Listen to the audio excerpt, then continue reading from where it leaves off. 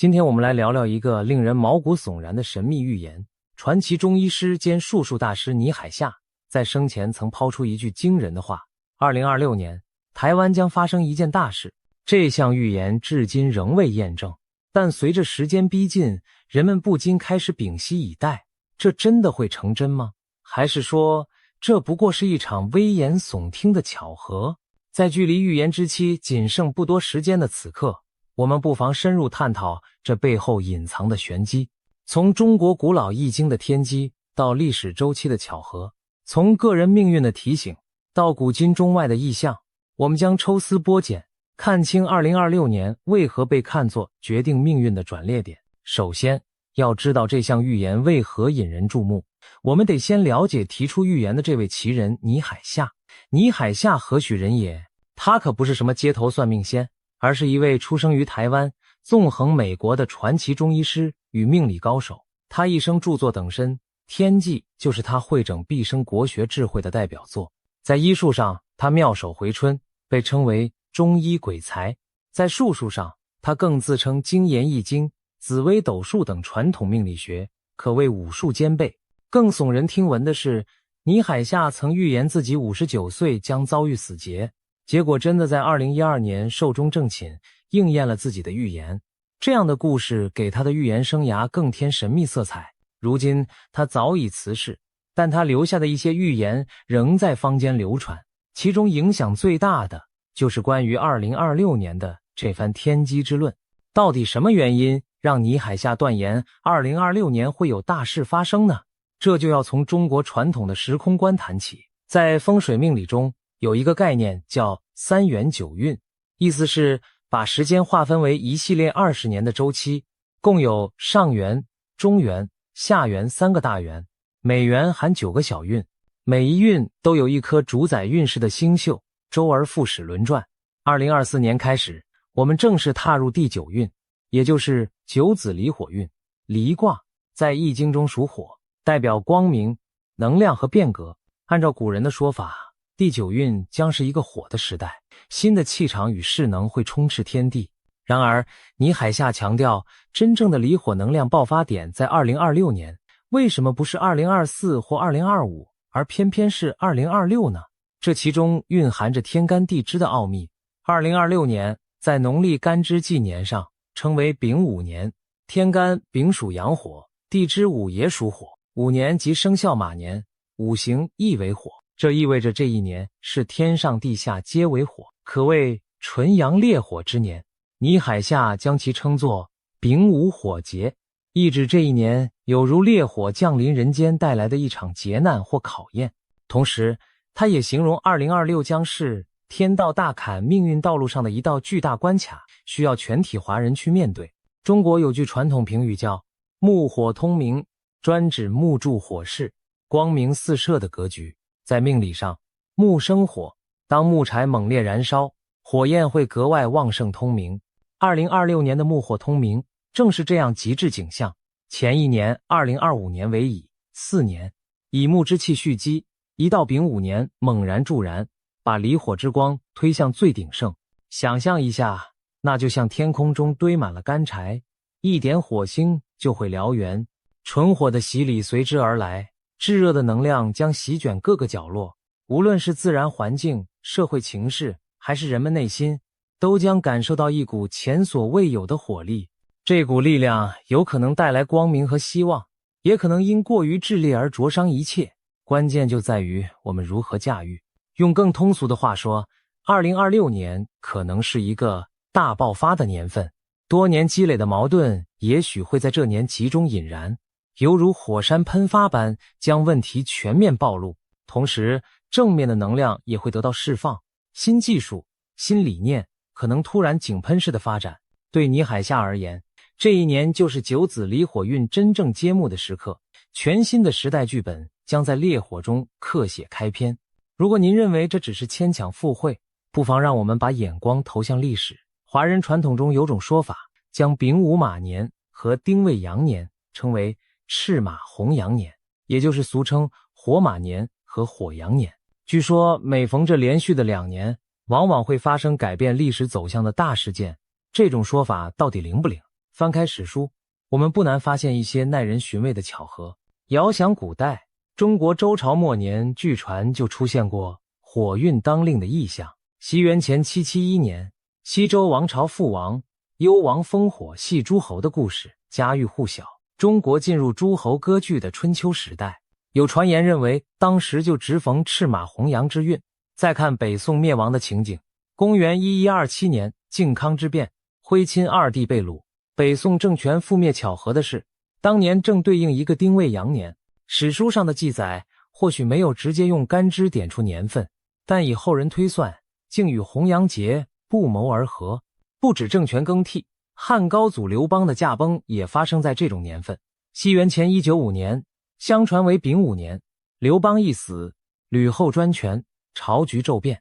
武则天作为史上唯一女皇帝，她的人生转折点入宫并展开权力之旅，也碰巧踏在火运之年。传说武则天14岁入太宗宫，时值丙午年。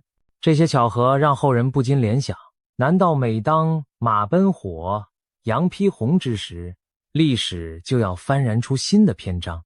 将视线拉回近代，更是印证了这种周期律动的诡谲。上个世纪的2次赤马红阳年都伴随着重大乱局。第一次是清末的1906年丙午，1907年丁未。彼时清王朝风雨飘摇，民间革命风起云涌。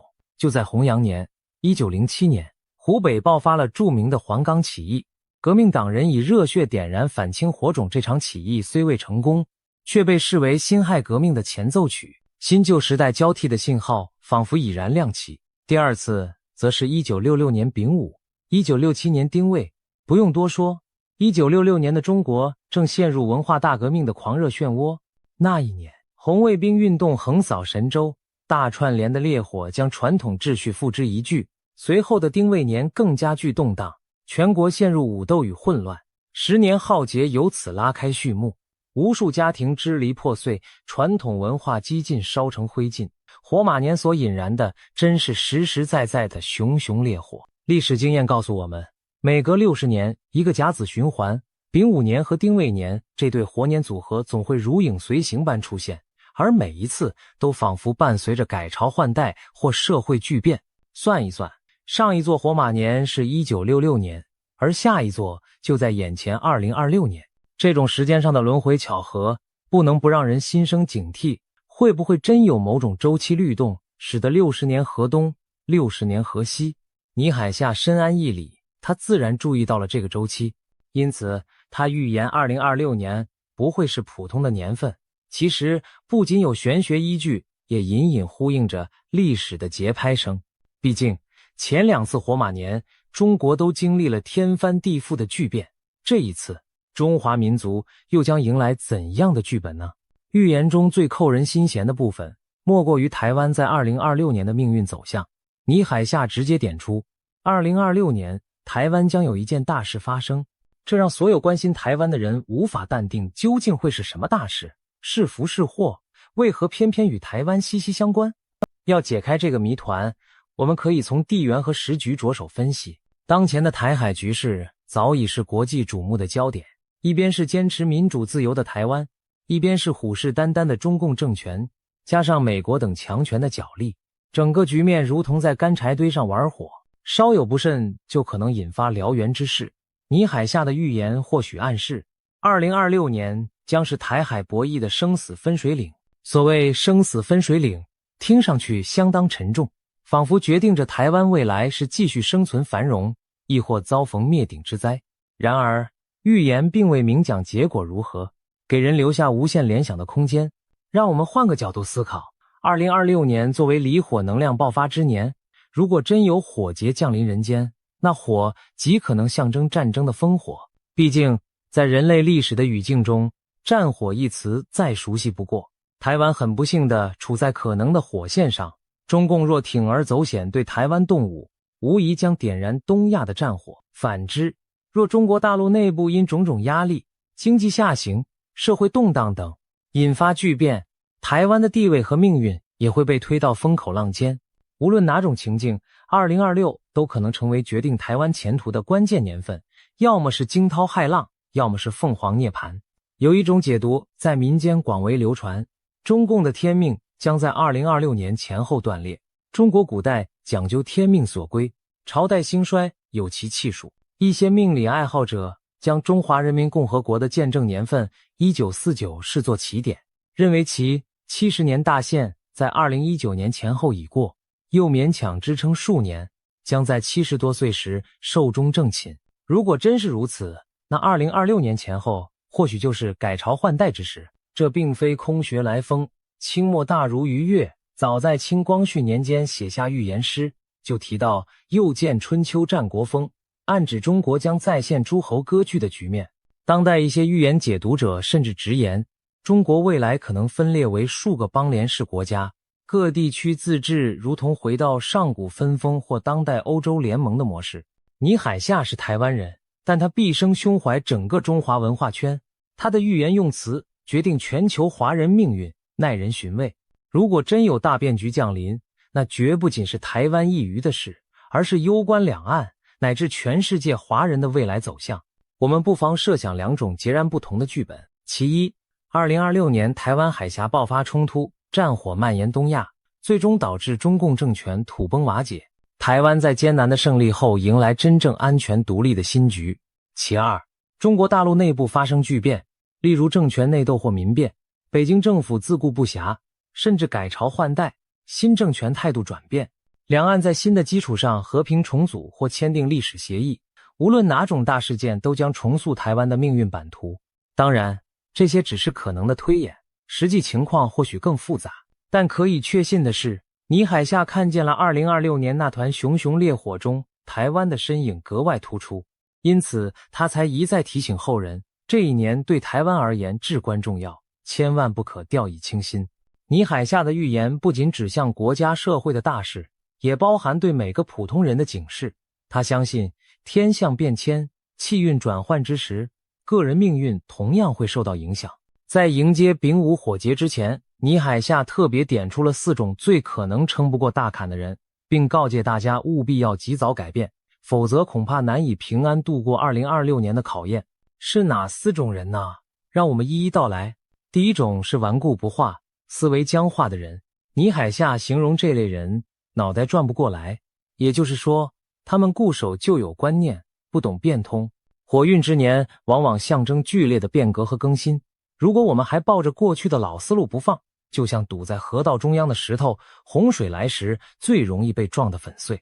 2026年可能出现许多新情势、新局面，唯有头脑灵活的人才能随机应变，化危为机。那种死板固执的人，面对突如其来的变故只会手足无措，最终被时代的洪流所淘汰。一句话，刻舟求剑，因循守旧者，在大变局中最危险。第二种是心浮气躁、内心不宁的人，倪海厦称之为心不静的人。回想我们生活中的经验，当环境变得压迫或炎热时，人也更容易烦躁发火，而离火之年本就象征着躁动和冲突。如果一个人平时就急躁易怒，内心缺乏定力，那到了2026年，只怕情绪更难控制。一点点不顺心都可能点燃怒火，导致冲动的决策甚至严重的后果。更何况中医理论里讲，心属火，火太旺则伤心。一颗不平静的心在火劫年很可能引发健康问题，比如失眠、焦虑，严重的甚至出现心脏疾病、脑血管意外等。心若乱，则局势一乱更乱。这种人倘若不学会冷静下来，恐怕很难安然走过这段动荡岁月。第三种是德不配位、外强中干的人。所谓德不配位，指一个人的品行和才能撑不起他所处的高位，外实内虚则形容看似风光强大，其实底子空虚。这类人无论在事业上还是做人上，都缺乏真正的实力与正直，可能是侥幸站到了高处，或者靠虚势蒙蔽了他人。一旦大动乱来临，虚伪的面具将被烈火烧穿，这些人会最先坠落。具体来说，官位高而品行差的领导，在社会巨变时容易成为众矢之的，被清算下台。企业中靠关系捞钱的投机者，在经济风暴中将一败涂地。平日里逞强逞势的人，到了生死关头，可能内心脆弱不堪，最终崩溃。大坎之前，倪海厦劝谏大家修德养朴，打好内在基础，因为命运的大火将如筛子一般筛选出真正有料的人，虚有其表者终将被淘汰。第4种是六亲不和、家庭失睦的人。倪海厦提醒，家庭关系不和睦，把家当旅馆的人，在这场大坎中恐怕最难撑过去。听上去很奇怪，家庭和天下大事有关系吗？其实道理并不复杂。离火运让人际关系更加紧张，火能煽动冲突，激化矛盾。如果平常一家人就斗鸡四地，争吵不休，到了时局艰难时，很可能会四分五裂，互相埋怨，无法同心协力共度难关。反之，家庭和睦的人彼此扶持，面对危机时有坚强后盾，心里有寄托，就不容易绝望。另一方面，传统观念讲家和万事兴，家庭本是个人安身立命之所。倪海厦相信大动乱中人与人之间的冲突会倍增，如果连至亲都失去信任，那一个人将陷入极端孤立无援的境地。家不是旅馆，不是让你冷漠居住的地方，而是避风的港湾。所以他告诫世人，现在就该重视家庭，化解矛盾，否则等到考验来时再追，悔就晚了。听完这4种人的描述，或许我们每个人多多少少都中了某几条。完了，我就很死脑筋，糟糕，我脾气急躁易上火。先别慌，预言的价值就在于提前给出警示，让有缘人及早调整。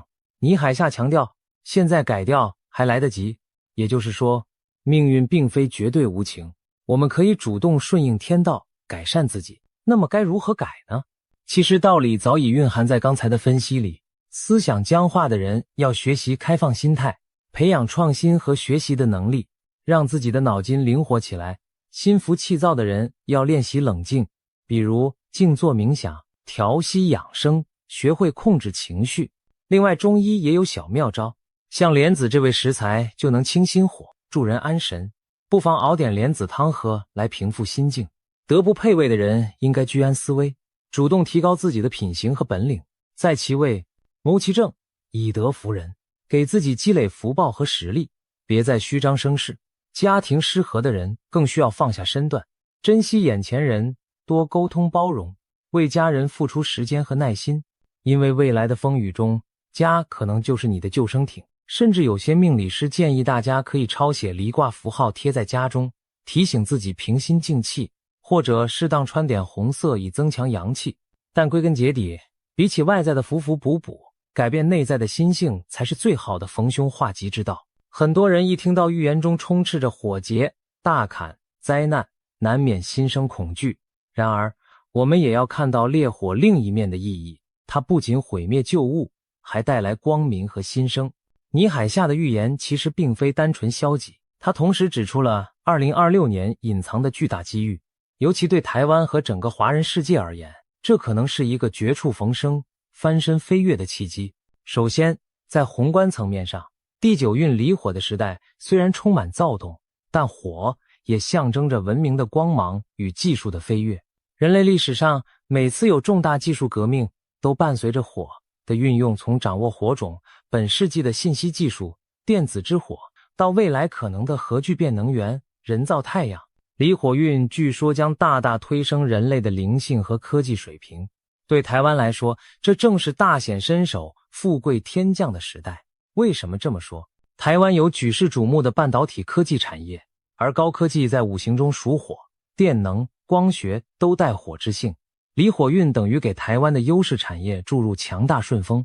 倪海厦的弟子甚至提出台湾翻身密码的说法，认为2026年是台湾经济社会改写命运的9运爆发点。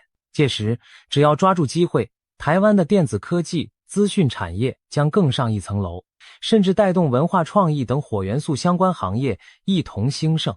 可以想见，在火的洗礼之后，台湾有望迎来10年黄金发展，真正站上世界舞台中央发光发热。但是机遇从来与风险并存，火烧旺了，总有人会被烧伤。离火能量爆发对某些产业来说意味着残酷的淘汰。上一座第8运2004年至2023年属土，那段期间房地产业、传统制造业等土金相关行业蓬勃发展，然而随着火运兴起，过去支撑经济的某些模式可能失灵，房地产业或许不再是保险的聚宝盆，部分夕阳产业也将被新技术取代，这就是产业的大洗牌。在台湾，可能有企业倒下，也会有新创奇迹涌现，谁能顺应趋势及早转型，谁就能在烈火中浴火重生，否则只能成为一堆灰烬。值得一提的是，火年也对人们的健康与社会心态提出挑战。前面说过，火对应人体的心脏和血脉系统，预料2026年前后，全球可能经历更炎热的气候或更多炽烈的压力事件，心脑血管疾病的发病率很可能攀升。我们已经看到端倪，极端天气频繁出现，人们的焦虑指数也居高不下。有医师和命理师都提醒，要特别注意预防中风、心肌梗塞等疾患。这并非危言耸听，火旺伤身，情绪与身体互为表里，我们需要在精神上和物质上都做好准备。社会层面上，火烧干柴容易点爆社会躁动，或许街头抗议会比以往更多，族群和世代间的冲突变得激烈，一些平日隐忍的问题会一下子爆发。其实近几年这种趋势已若隐若现，从全球范围的抗争示威到各国政治极化，大家仿佛都变得更易怒、更对立。这难道不是离火运提前到来的写照吗？然而，社会的动荡未尝不是一次重组秩序的契机。就像森林大火虽然可怕，但过后土地反而肥沃，新树得以萌芽。同理，当旧的矛盾被一次性引爆并清理后，人们反而有机会坐下来，在废墟上重建一个更合理的体制。许多预言都暗示，在炽烈的大灾难之后，人类将迎来更新更好的时代。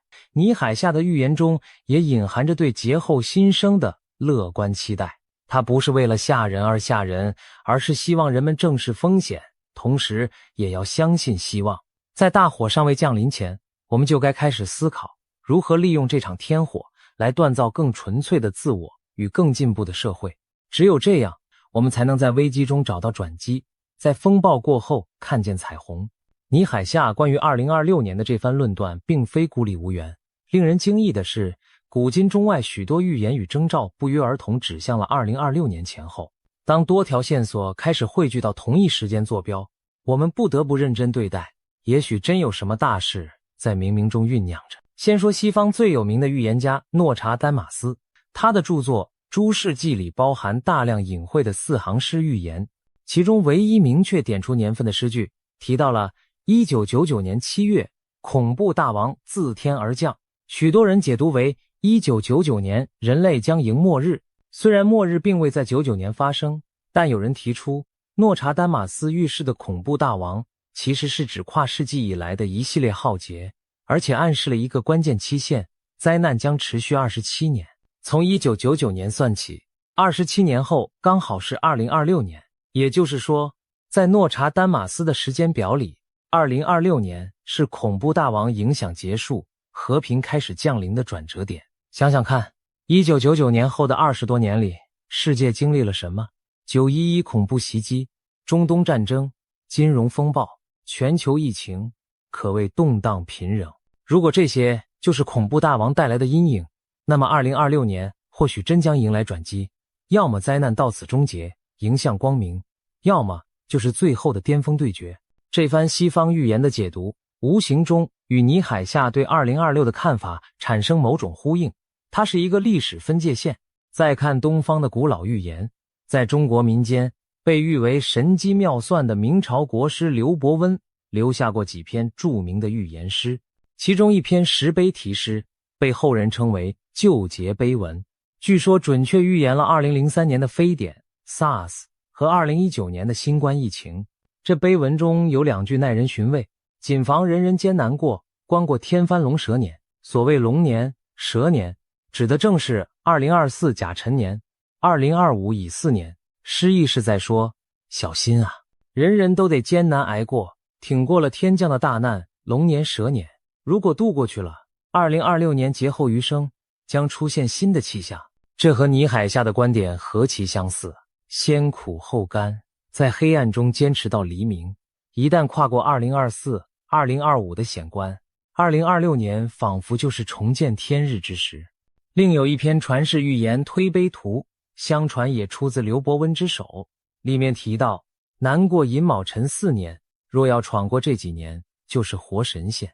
寅、卯、辰、巳分别是虎、兔、龙、蛇、年，指向2022年至2025、4年。诗句的意思是这几年极不好过，但凡熬过去了，人们就仿佛成了劫后余生的神仙，可以尽享太平。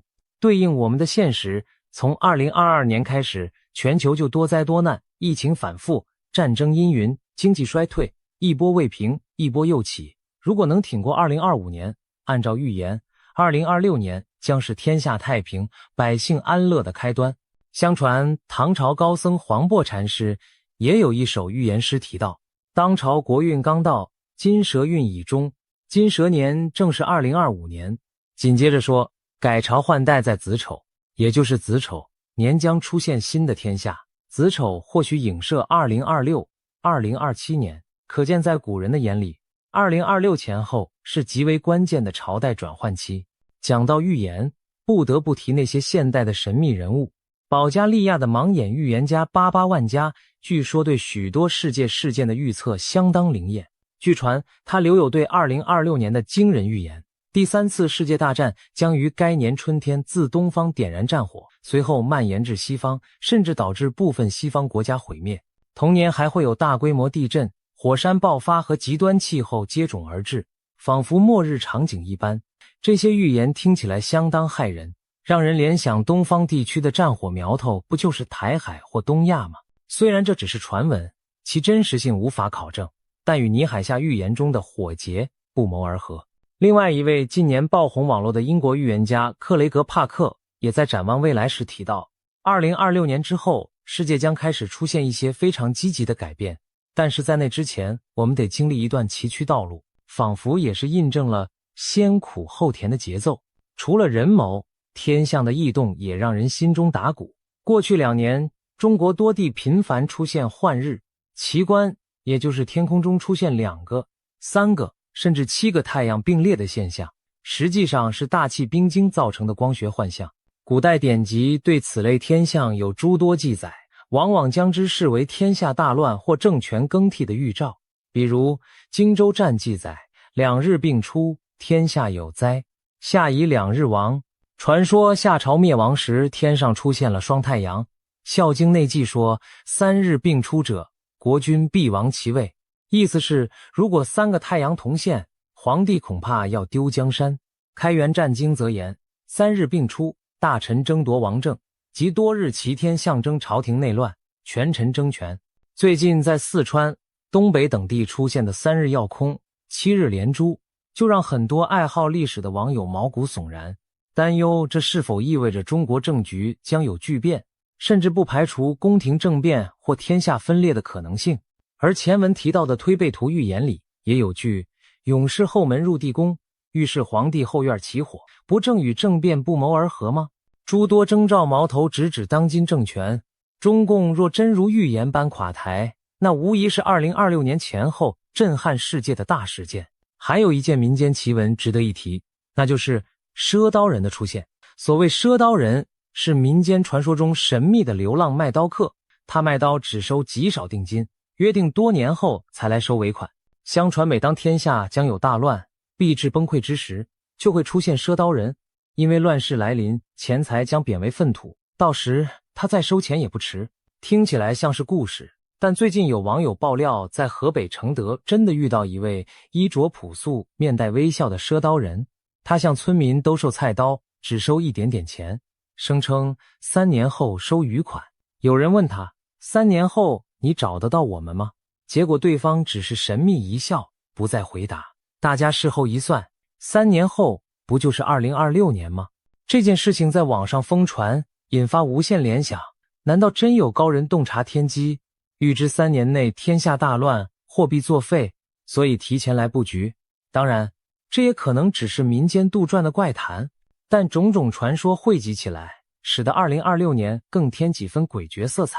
最后值得一提的是，即将到来的罕见天文现象，进入2026年伊始的圆月天宇中将上演4星连珠，太阳、月亮、水星、火星将排成一直线。古人常以天象映射人间，行星连珠，在占星术里，通常意味着重大巨变的契机。虽说小范围的行星连珠并不稀奇，但放在这个多事之秋，依然让人浮想联翩。会不会又是上天在暗示着什么？或许只是在提醒我们，一场巨变真的近在眼前。总之，从西方的诺查丹马斯，到东方的刘伯温、推背图，再到现代的预言家、民间奇人，乃至天空异象，几乎都把目光投向了2026年前后。这种跨越时空的巧合实在令人背脊发凉。也许平日里你我对预言半信半疑，但当如此多的信息开始交汇，恐怕谁都不能完全无视其中可能蕴含的警讯。现在我们正站在2025年的尾声，倪海厦所预言的大限之年近在眼前。回首过去几年，世界经历了巨大的动荡和变迁。或许正如预言所示，我们正处在暴风雨前夕的压抑宁静，又或许巨变早已开始，只是尚未达到高潮。不管怎样，2026年即将登场。这一年会否真如倪海厦所言，发生验证命运的大事呢？我们很快就将知道答案。预言从来都戴着神秘的面纱，有人笃信不疑，有人嗤之以鼻。理性而言，我们不应迷信任何预言，却也不可全然无视警讯。最明智的态度，或许就是以史为鉴，以预言为镜，自我准备，审慎以对。倪海厦的预言给了我们一个独特的视角，去审视当下与未来。他提醒我们居安思危，提醒我们关注那些平日被忽略的变化与征兆。无论2026年会发生什么，大灾大难也好，转机契机也罢，我们现在能做的，就是在心态上和行动上做好准备。回到预言的核心，台湾将发生的大事，作为生活在这块土地上的人们，与其恐惧未知，不如化恐惧为力量。历史告诉我们，每一次大变局中，有准备者生，苟且者亡。我们该思考的是，台湾能否在烈火中守住自己？我们是否有足够的团结与毅力，去面对可能的考验？所幸，台湾人民过去几年经历了不少风雨，不论是地缘政治的紧张，还是疫情肆虐下的考验，都培养出某种坚韧和灵活。我们已经在进行一场无形的演习，而倪海厦预言的存在，更像是一声警钟，让全体台湾人乃至全球华人提前警觉，凝聚共识。他提醒我们珍惜和平，努力强大自己，铺垫后路，因为也许风暴快要来了。